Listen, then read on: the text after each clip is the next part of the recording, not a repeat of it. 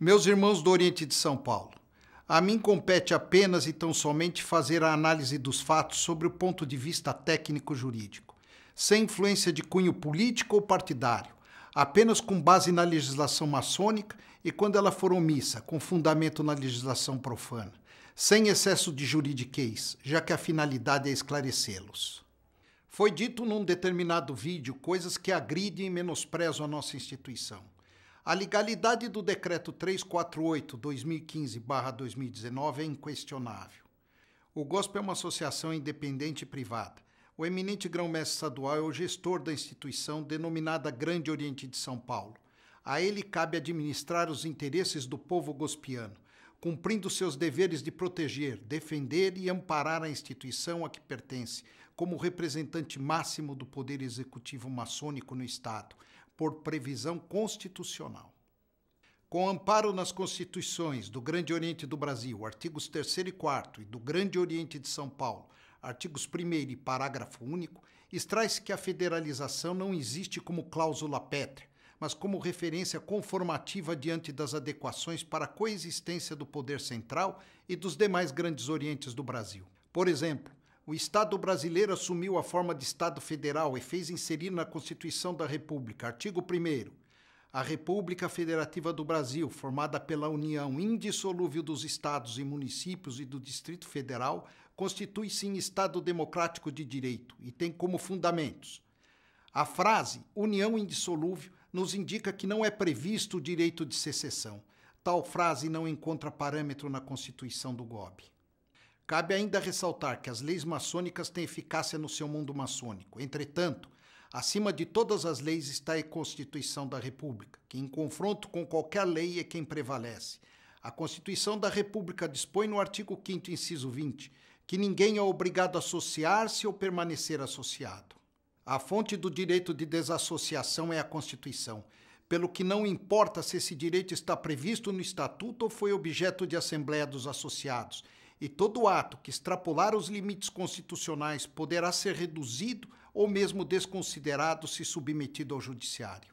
Cumpre ainda esclarecer que a convocação da Assembleia Geral Extraordinária não implica em rompimento imediato do vínculo, mas sim manifestação de vontade do povo maçônico de São Paulo, que reunidos em Assembleia ditarão a vontade de permanecer ou não sob o jugo do Grande Oriente do Brasil. Tal ato será a bússola que indicará o norte a ser seguido pelo eminente grão-mestre estadual, que de forma democrática está a solicitar aos maçons do Oriente de São Paulo sua opinião. A dissolução, caso aprovada, se dará com amparo na Constituição do GOSP e nas legislações maçônicas esparsas e ainda na lei civil em vigor, naquilo em que a lei maçônica for omissa. Legalidade para o GOSP é princípio inegociável. Passemos então a falar sobre as irregularidades apontadas. O eminente grão-mestre estadual não promove e nem promoveu motim ou incitou seus associados a qualquer tipo de rebelião. Em nenhum momento o grão-mestre estadual desobedeceu determinações superiores, nem questionou sua autoridade, ainda que dela se usurpasse.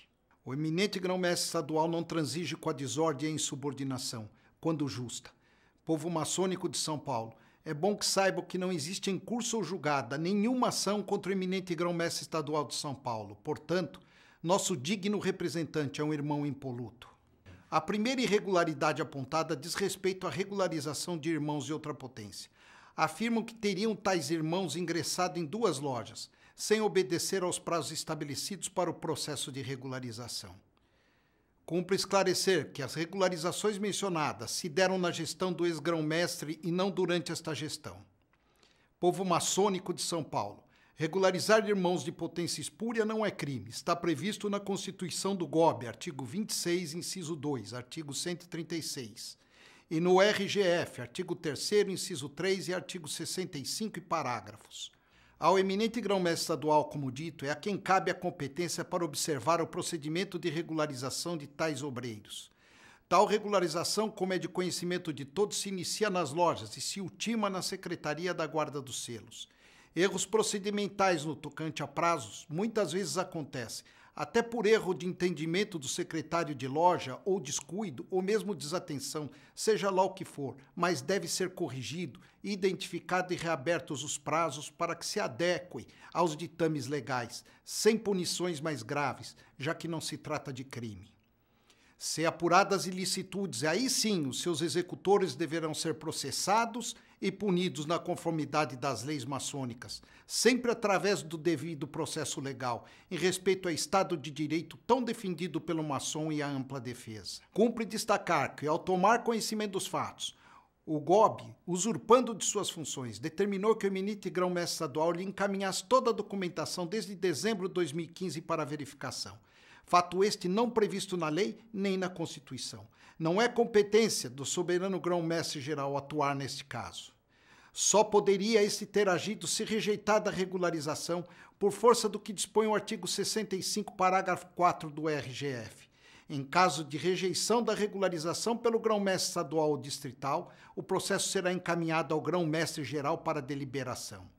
Ora, não houve rejeição da regularização, pelo contrário, ela foi aceita, mas segundo denúncias, como alegado, não se observou o devido procedimento legal, os prazos.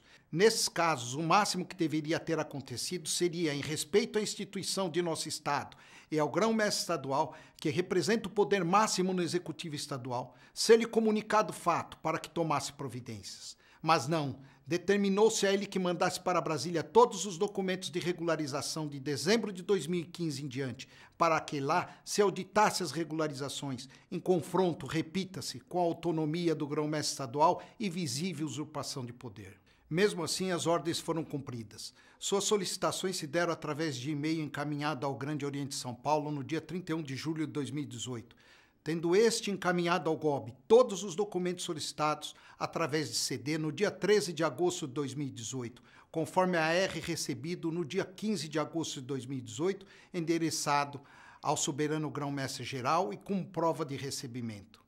De lá, partiu sem o devido processo legal ordem, em afronta à autoridade do grão-mestre estadual, para que fossem exonerados 4 secretários, nomeados ou mantidos pelo grão-mestre estadual, e determinada intervenção em 2 lojas de nosso estado. Tudo isso sem que o grão-mestre estadual fosse sequer consultado. Veio simplesmente um cumpra-se do GOB. É flagrante o desamparo legal para as exonerações e a ingerência na administração do GOSP, assim como também o é na determinação das intervenções, todas feitas sem que houvesse a amparar-lhe qualquer processo prévio, seja administrativo ou judicial. A garantia ao devido processo legal está consagrada na Constituição Federal de 88, ao rezar que ninguém será privado da liberdade ou de seus bens sem o devido processo legal. É na realidade um sobreprincípio, pois fundamenta outros princípios constitucionais e, dada a sua extensão e magnitude, quase que se confunde em sua essência com o próprio Estado democrático de direito, que em última análise tem como fundamento maior a dignidade da pessoa humana, prevista no artigo 1º, inciso 3 da Constituição Federal. Feriu-se aqui a dignidade da pessoa humana. O eminente grão-mestre estadual determinou auditoria e solicitou explicação dos envolvidos, muito embora sua autoridade tenha se esvaziado, atropelada pelas ordens àquela altura expedidas. Isso tudo, saibam, meus irmãos, com a participação efetiva do GOB no processo de regularização desses irmãos, visto que para lá são direcionados os processos e por eles emitidos os placês. Se houve culpa, ela foi no mínimo concorrente. A segunda irregularidade apontada diz respeito a uma ação de inconstitucionalidade proposta. Imaginem vocês qualificar como irregularidade uma ação que sequer foi julgada e que trata da inconstitucionalidade de uma lei. Esta ação deveria ser direcionada contra uma lei inconstitucional. O Ministério Público Federal ingressou com uma ação direta de inconstitucionalidade contra a Lei Ordinária número 100, de 30 de novembro de 2015, após 3 anos de sua vigência. Esta lei autoriza a demolição do Palácio Maçônico Antigo e a construção do novo. Foi proposta, discutida e tramitou regularmente na poderosa Assembleia Legislativa, onde foi aprovada sem emendas ou ressalvas. Na ação que visa mostrar a inconstitucionalidade de toda a lei ou parte dela, não deveria existir polo passivo. Quem é alvo da ação é a lei, ninguém mais. Entretanto, o Ministério Público Federal partiu para cima do ex-grão-mestre, da PAEL, do seu presidente, como verdadeiro algoz. Até foto aérea feita por drone foi encartada nos autos. Diga-se aqui também que a lei foi editada na gestão do ex-grão-mestre estadual em 2015.